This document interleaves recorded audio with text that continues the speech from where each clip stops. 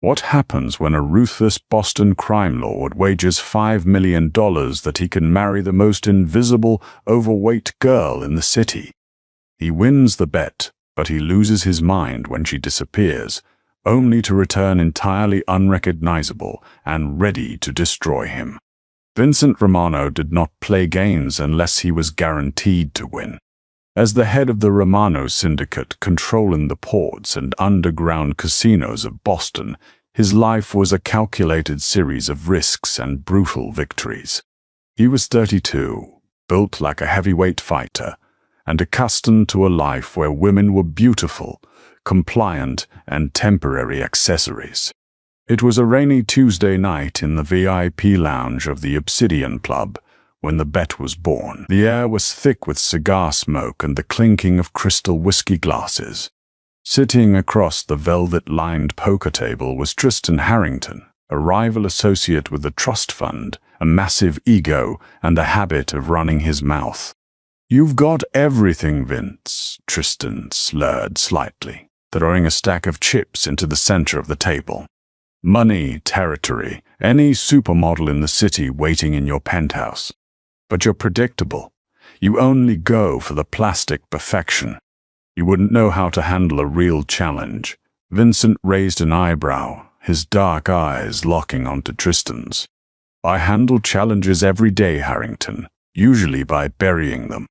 Tristan chuckled, leaning forward. "I mean a different kind of challenge. I bet you couldn't get a woman to marry you if she wasn't a gold digger or a model. In fact, I bet you couldn't get her to marry you." Tristan pointed through the frosted glass of the VIP door. Down in the main office of the club, sitting under harsh fluorescent lights, was Luciana Jenkins. Penny was the club's head bookkeeper. She was 26, brilliant with numbers, and unequivocally fat.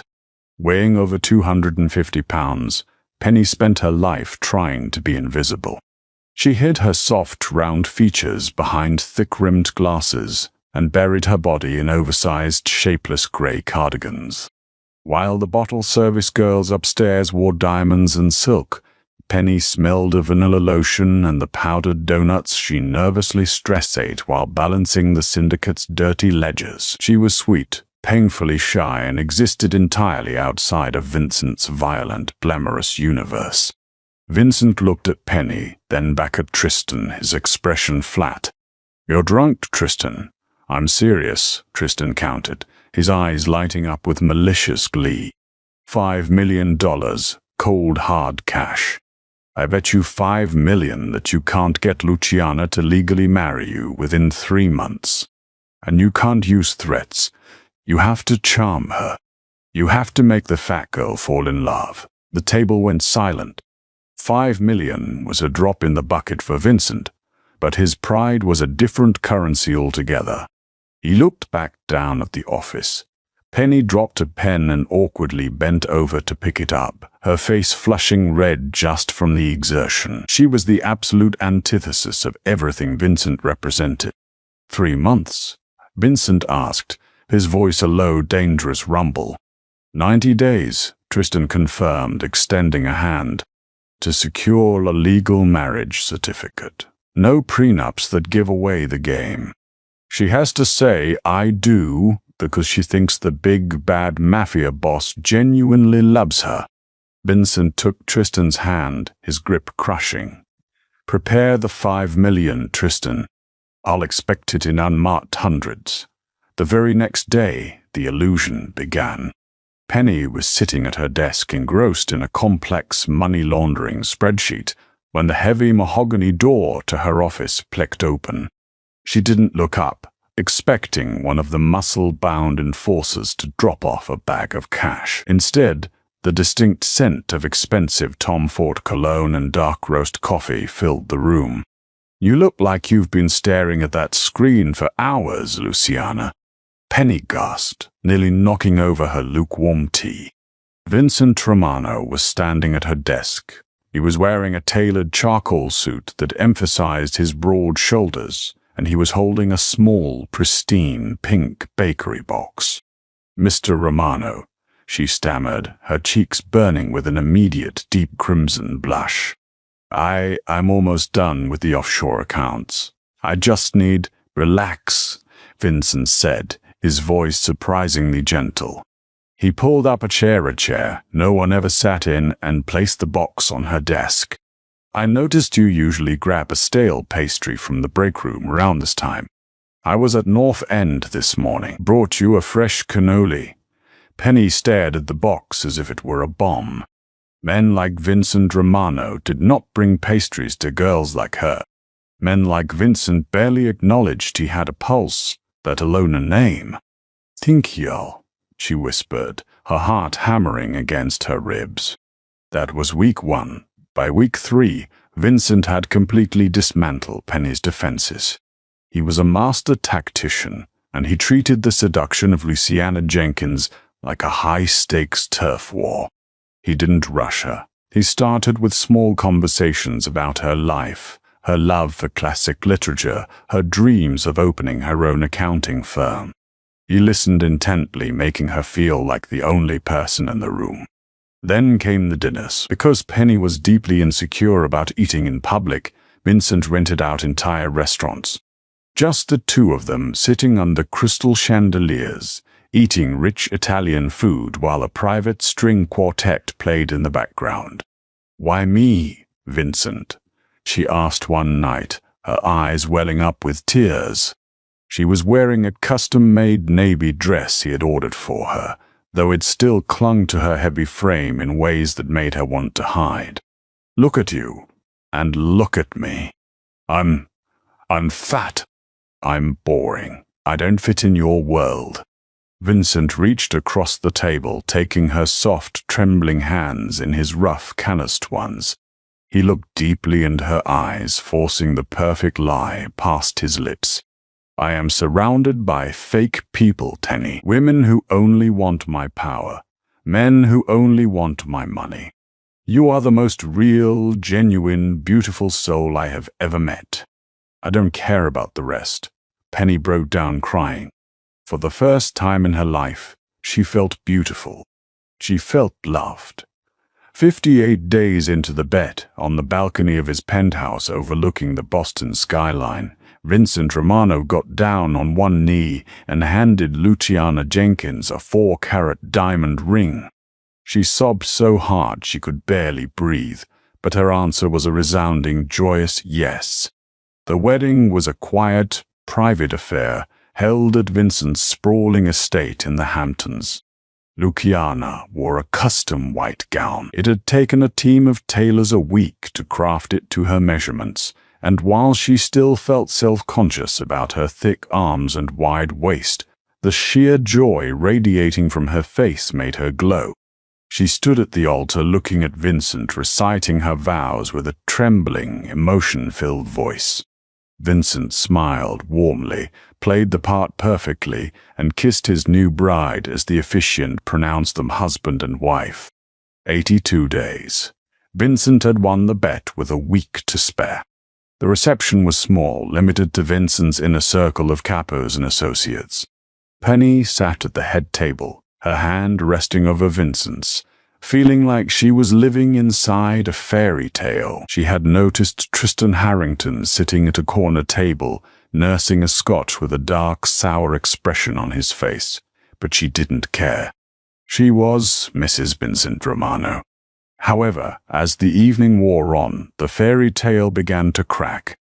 Vincent, who had spent the last 2.5 months practically glued to her side, suddenly seemed distant. The warm, affectionate touches stopped the moment the cameras were put away. He spent most of the reception drinking with his lieutenants, leaving Penny to awkwardly smile at the wives of other mobsters women, who were rail-thin, Botoxed, and looking at Penny with thinly veiled disgust. Around midnight, Penny went upstairs to the master suite to change out of her heavy wedding dress. She was exhausted but blissfully happy, eager for her husband to join her. As she struggled with the laces at the back of her gown, she realized she needed help. She threw a silk robe over her shoulders and padded softly barefoot down the carpeted hallway toward Vincent's private study, where she knew he had gone for a meeting. As she approached the heavy oak door, She realized it was slightly ajar. She raised her hand to push it open, but the sound of Tristan Harrington's voice stopped her dead in her tracks. "I have to hand it to you, Vince," Tristan was saying, his voice dripping with venomous respect. "I didn't think you had the stomach for it. I really didn't. When you kissed that fat cow at the altar, I nearly lost my lunch." Penny's breath caught in her throat. The blood drained from her face, leaving her entirely numb. A heavy thud echoed from the room. It was the sound of a briefcase hitting the wooden desk. "Count it," Vincent's voice replied. It wasn't the warm, gentle tone he had used with Penny for the last 80 days. It was his business voice, cold, flat, and devoid of any human emotion. $5 million, just like we agreed. "Oh, I trust you, Vince," Tristan laughed. "But seriously, what's the play now? You're legally shackled to Shamu. How long before you dump her?" Penny leaned against the wall, clamping a hand over her mouth to muffle the desperate, tearing sob that was clawing its way up her throat. Her heart wasn't just breaking. It was being pulverized. "She's quiet. She's obedient, and she handles the books well," Vincent replied, the clinking of ice in a glass echoing through the crack in the door. "I'll stick her in the summer house in Maine. Tell her it's for her own safety because of the syndicate business. In a year, I'll file for a quiet divorce, give her a modest settlement to keep her mouth shut, and be done with it." It was an easy $5 million, Tristan. Easiest money I ever made. "You're a monster, Romano," Tristan chuckled. "I'm a businessman," Vincent corrected smoothly. "Now get out of my house." Penny didn't wait to hear another word. She turned and sprinted back down the hallway, the heavy silk of her robe trailing behind her. She slammed the door to the master suite and locked it, collapsing onto the plush, king-sized bed. She didn't scream. The betrayal was so profound, so absolute, that it stole her voice. She dragged herself into the adjoining master bathroom and stared at herself in the floor-to-ceiling mirror. She looked at her tear-streaked face, her double chin, her wide hips, and the heavy rolls of flesh that she had spent her entire life hating. "He never loved you," her reflection screamed at her. "How could you be so stupid? How could you ever believe a man like him could look at a body like this and feel anything but disgust?" She ripped the 4-carat diamond ring off her finger. It cut into her skin, but the physical pain was nothing compared to the agony in her chest. She threw the ring as hard as she could. It shattered the glass of a framed painting on the wall. For an hour, Luciana Jenkins sat on the bathroom floor and cried until she had nothing left. She mourned the death of the girl who believed in fairy tales. And then slowly the devastating sorrow began to curdle into something else. Rage. Penny stood up. She wiped her face with a cold washcloth. She wasn't just a fat, naive girl. She was the head bookkeeper for the Romano syndicate. She knew where every single dime of Vincent's legitimate and illegitimate money was hidden.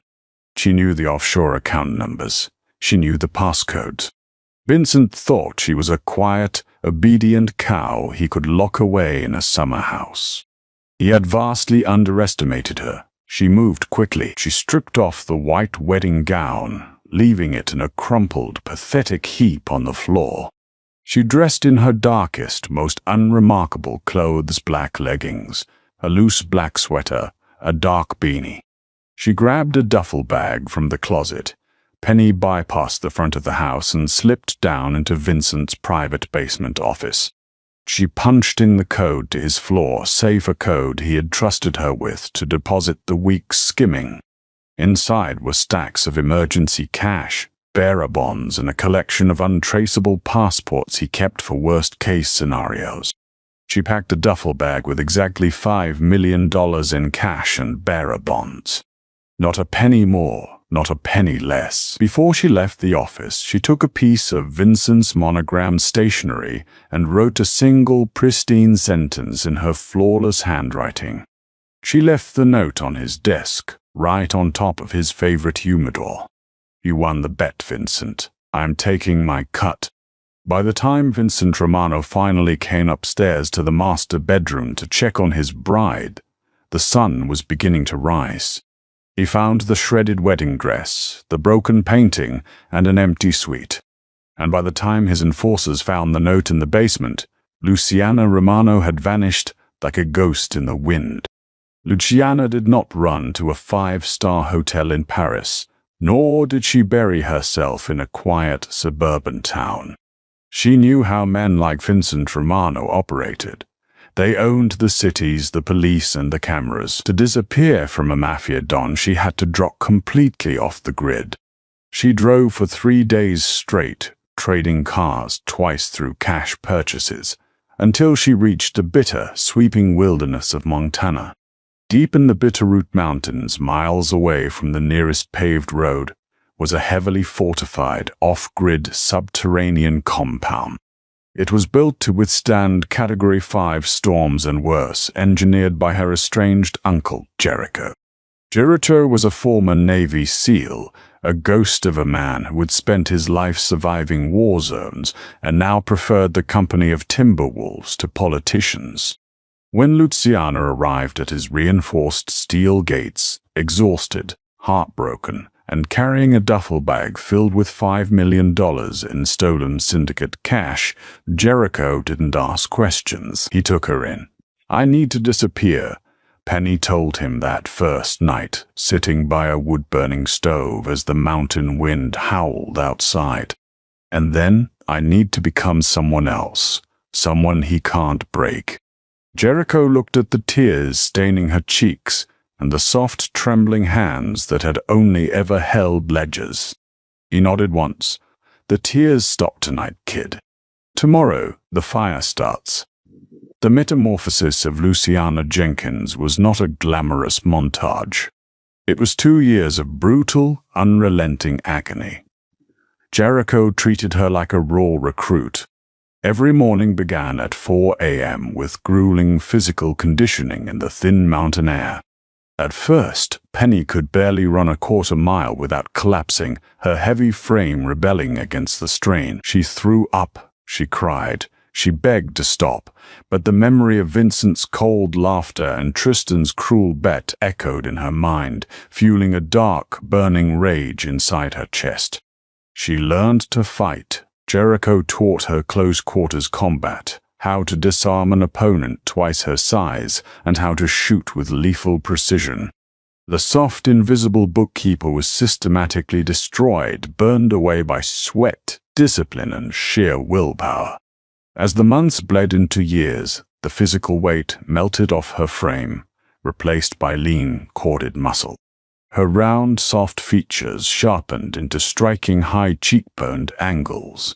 She stopped hiding behind oversized cardigans and thick glasses, eventually undergoing LASIK surgery in a private clinic in Calgary. But the physical transformation was only half the battle. Penny was a financial genius, and she knew that to destroy a man like Vincent Romano, breaking his jaw wasn't enough.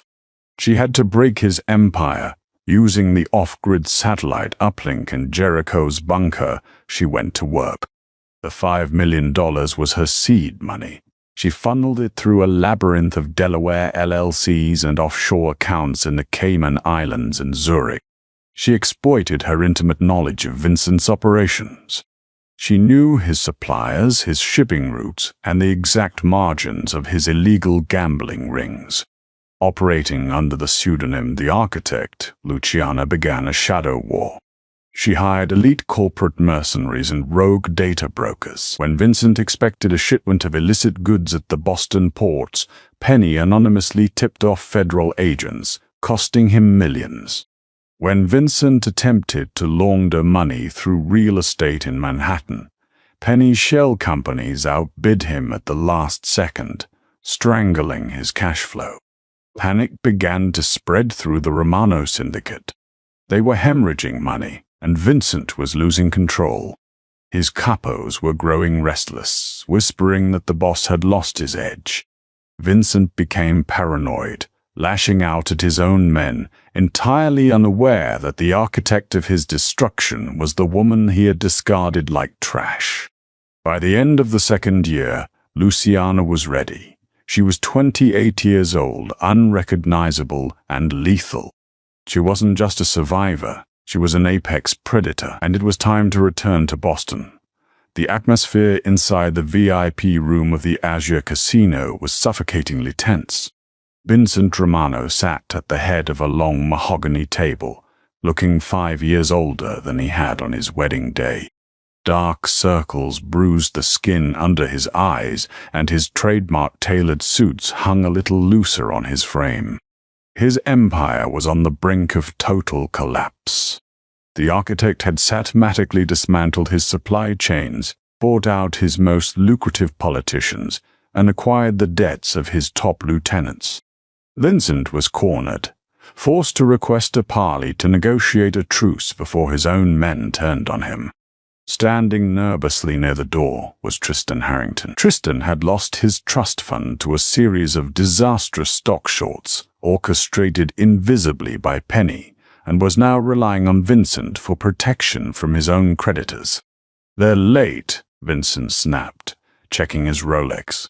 "The architect plays by their own rules, boss," one of his enforcers muttered, eyeing the door. At exactly midnight, the heavy double doors swung open.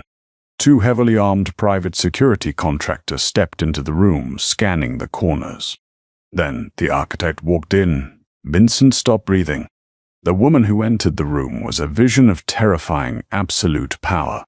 She wore a sharp, blood-red Alexander McQueen suit that perfectly tailored her athletic, hourglass figure. Her dark hair was slicked back into a sharp, elegant style, and her eyes cold, calculating, and piercing locked directly onto Vincent. She moved with the predatory grace of someone who owned the room, the building, and everyone inside it. She didn't look like an underground boss. She looked like a billionaire CEO who could order a hit over her morning coffee. "Mr. Romano," she said, her voice smooth, deep, and devoid of any fear. She walked to the opposite end of the table and sat down, crossing her long legs. Vincent stared at her, a strange, terrifying sense of déjà vu washing over him.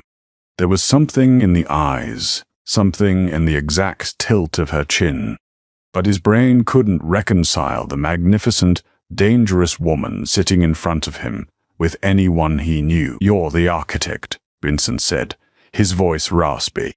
"I expected a ma'am." "Men often expect many things they don't get, Vincent," she replied smoothly. She snapped her fingers, and one of her guards placed a thick, leather-bound folder on the table, sliding it across the polished wood until it stopped right in front of him. "Open it." Vincent frowned, pulling the folder open. Inside were transfer deeds, banking codes, and contracts. "What is this?" Vincent demanded. "That is your life," she stated flatly. "Those are the deeds to your waterfront properties, which I now own. Those are the routing numbers to your offshore accounts, which I have frozen. And on the last page is a list of your top 6 capos, all of whom are now on my payroll." Vincent's face went entirely pale. He flipped to the last page, seeing the signatures of his most trusted men. He looked up, a mixture of rage and sheer panic twisting his features. "Who the hell are you? What do you want?" Luciana leaned forward, resting her elbows on the table. A slow, chilling smile spread across her red lips. "I already took what I wanted, Vincent. Exactly 2 years, 4 months, and 12 days ago. From the floor safe in your basement, the room went deathly quiet. Tristan Harrington, standing by the wall, suddenly let out a strangled gasp, dropping his whiskey glass. It shattered against the marble floor. "No," Tristan whispered, his eyes wide with horror as he stared at her. "No, it's impossible." Vincent's mind raced, struggling to connect the impossible dots. The basement, safe, the missing 5 million, the note left on the humidor. He stared into the eyes of the ruthless, beautiful woman across from him, and finally, the illusion shattered. "Penny?" Vincent breathed out, the name sounding foreign on his lips. His heart slammed against his ribs. The fat, invisible, trembling bookkeeper. The girl he had married for a joke. She was entirely gone. In her place sat a queen who held his head on a chopping block. Luciana Romano, actually, she corrected, tilting her head. We never did finalize that quiet divorce you planned, did we, darling? Which makes everything yours, legally half mine, and the other half. I just bought it. Vincent sprang to his feet, knocking his chair backward. You bitch, he roared, reaching for the weapon inside his jacket. Before his hand even cleared his lapel, Penny drew a sleek, suppressed tactical pistol from her waistband and leveled it perfectly between his eyes. She didn't flinch. Her hand was as steady as a stone. Sit down, Vincent, she commanded, the authority in her voice vibrating through the room. His enforcers didn't move to help him. They already knew who signed their checks now. Slowly, trembling with a mixture of awe and absolute terror, Vincent raised his hands and sank back into his chair. He was ruined. The realization crashed down on him like an anvil. The ultimate status reversal. He had thought he was the master of the game, but he was nothing but a pawn on her board. You bet $5 million that you could make me fall in love with you, Penny said, her voice ringing with finality. You won the bet, but I used your money to buy your city. I own the ports, I own the clubs, and as of tonight, I own you. She stood up, buttoning her red jacket with a single elegant motion. She looked down at him with the exact same cold, flat expression he had used the night he destroyed her heart. You're going to pack a bag, Vincent, Luciana ordered, turning her back on him to walk toward the doors. I hear the summer house in Maine is lovely this time of year. Consider it an early retirement. If you ever show your face in Boston again, I won't just freeze your accounts. I'll bury you. She paused at the door, glancing over her shoulder at a trembling, sweating Tristan Harrington. And Tristan, you owe me $3 million for the debts I bought from your creditors. You have 30 days to pay me back, or my men will collect it in pounds of flesh. Goodbye, gentlemen. Luciana walked out of the casino and into the cool, crisp Boston night. She breathed in the air, tasting the absolute sweetness of victory. The invisible girl was dead. The architect had arrived, and her reign had only just begun. What an absolute masterpiece of revenge! Penny completely flipped the script, transforming from an underestimated target into the undisputed queen of the underworld. If you loved this insane glow-up and the ultimate instant karma served to Vincent and Tristan, you have to like this video, share it with someone who loves a badass comeback story, and subscribe to the channel for more epic, dramatic stories. Let me know in the comments what was the most satisfying moment of her revenge.